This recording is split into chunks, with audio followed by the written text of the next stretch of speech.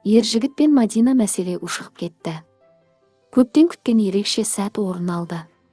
Кезінде Ержігіт Хуршетті алдап Нуркаменде жасырын кездескен Ханзада осы жолы тағы да Мадинамен құпия кездескен болатын. Мадинаға деген сезімі өшпеген Ержігіт мырза неліктен мұндай қадамға барды? Ержігіт эфир сыртында не жасырып жүр? Ал Мадина не бүлдіріп жүр? Ержігіттен үміттенген Мадина тіпті қатысушы атанды.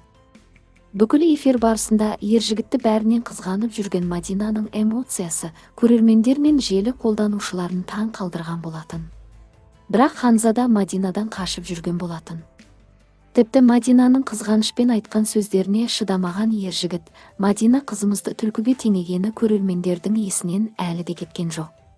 Мадина мен Ержігіт арасындағы мәселе ақыры ушығып кетті.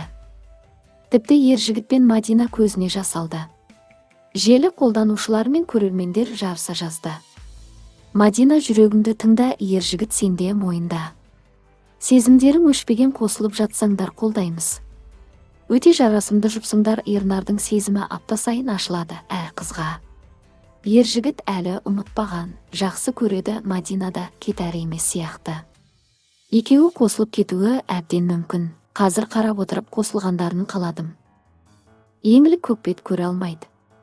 Ержігіт пен Мадина бір-бірлеріне сезімі бар сияқты. Мадина қатысушы боп келгенде Ержігітпен қайта қосылатынын білген еді. Ержігіт көп отырдың, биылдан қалмай үйленіп кет. Биыл үйленіп кетпесең ұят болады. Ержігіт Нуркаменде жасырын кездескен, Хуршетті алдап. Мадинамен де бір жылы аура бар деп түнде кездескені несі? Ернар, қоя сал енді. Мадина, ойлан, осы қатысушылардың арасынан керек емес үміткер күтсеңші. Осылардың бірімен бірі қосылып бақытты болғандарын көрген жоқпын.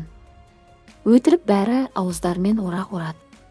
Например, Шерхан аузы аузына жұқпай ақылы айтқыш еді ғой, деп жарыса жазды көрермендер. Ержігіт пен Мадина қосыла ма?